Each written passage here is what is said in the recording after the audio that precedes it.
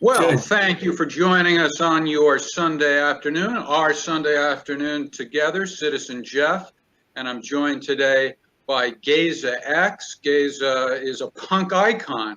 That's one way of summing him up, but to give him a full introduction that he deserves, it would take up the whole broadcast. He's a Renaissance man, and for our purposes, he's just an interesting character, and that's why he's my sometimes co-host. Today, we're going to be taking a look at the issue of gentrification, particularly as it relates to Boyle Heights, which is the name of a neighborhood in Los Angeles. And I have some photos, and if you're watching on Facebook right now, you can just scroll down to the comments section, and there are links to a video that took place of a demonstration that took place a couple of nights ago outside an establishment called the Asher Cafe. So there you have the scene outside. This is with the cops showing up, I think, towards the latter part of the protest. And then they left some signs there, posted on the wall there. I don't know if you can see him. Yeah. Get out of our, you can see that, hey, Geza, get out of our community and so forth. Here's another one, fuck Trump. Let me see if we can bring that up, fuck Trump. So what's the scuttlebutt on this rally the other night? What do you think about it? I think the rally is like sort of, we have here, and this is not, I'm not going to act like an expert. I'm going to do my best to just try to explain what I know. It's like here in Boyle Heights, we have, mixed feelings. So we have like a coalition of different Latino groups of different stripes. Some are communists, some are anarchists, some are progressives, some are sort of like not city groups, but sort of like, the kind of groups that sort of place themselves, align themselves with the city, that are a little bit more straightforward, like defend Boyle Heights and all. And, they work together to have events, kind of like back in the 60s we used to do it. That's not like an unfamiliar scenario to me. And, they call them coalitions or whatever. And some of them, you find are more militant than others. That's why there's a certain amount of discretion involved, because, some of these groups, they actually do, try to kind of drive out these, what they think are Trojan horse businesses. I love this place. I love the best Mexican food is right here in my area. And it's like, my neighbors are so cool. And like, we barbecue together, and it's like, I don't speak Spanish. They don't speak English. I don't give a fuck. They don't give a fuck. I watch their children when they're inside cooking. And you know what I mean? It's just like, that's well, let me reality. ask you about those barbecues. That's a big part of the Latino culture, I believe. Correct me if I'm wrong.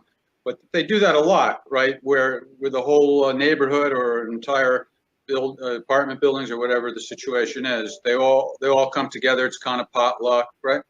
Can I ask you a question about that? And I'll tell you after you answer. I'll tell you why I'm asking. Is there much consumption of alcohol at those get-togethers? Oh, okay. Yeah, I know why that question is coming, and the answer. I can't fool you. I can't fool you. No, that's great. Actually, it's a beautiful segue. I'll work with you on that. Yes, there's a shit ton of alcohol consumed. There's going to be a discussion when we get to that, which will clarify why alcohol was brought up. But anyways, yeah, there's alcohol. But what I wanted to say is why those events take place is because the people I live around, it's a neighborhood and a community culture. That's why when forces that come in that try to disrupt the community dynamics take place, it's actually like putting a knife into like a lot of things that work really well. But the reason I was asking, and I think you know why I was asking about the alcohol, is that one of the beefs these protesters have is that these businesses that they object to want to serve alcohol.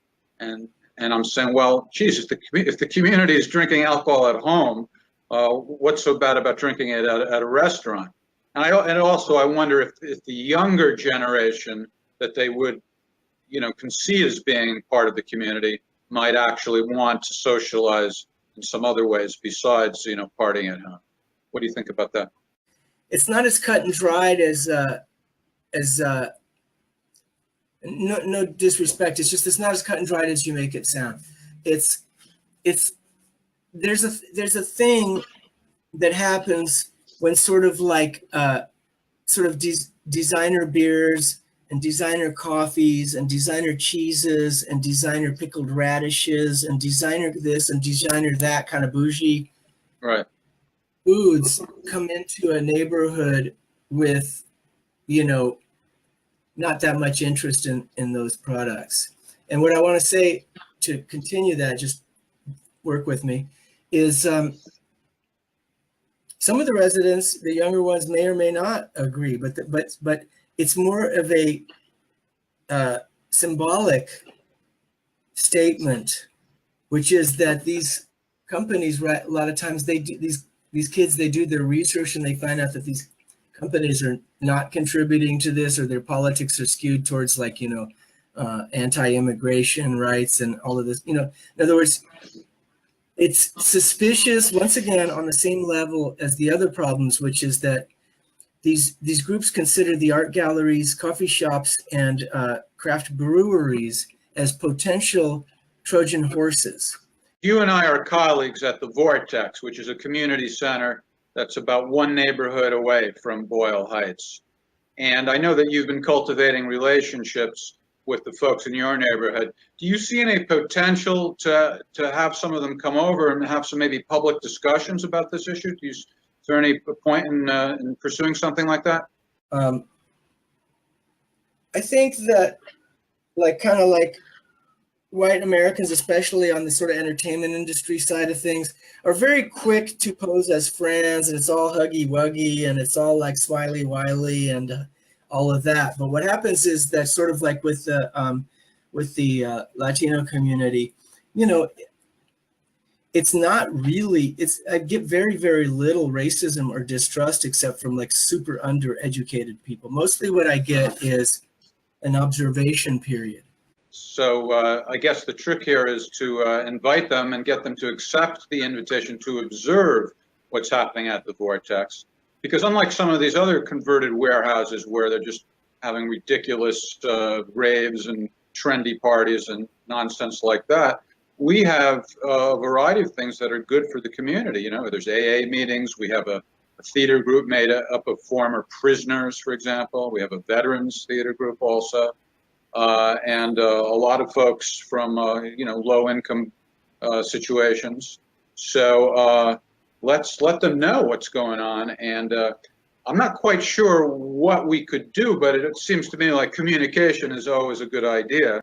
The owners of the Vortex made some ethical choices that seemed to work out, because they went to a very distressed warehouse part of downtown LA and built something that, has been a labor of love, but it's an oasis for community groups to do their thing. So the idea of that is that, the people that run the Vortex are all volunteers, and we come from all political stripes, and we really don't care why people are doing what they're doing, as long as they're doing something that empowers their personal neighborhood.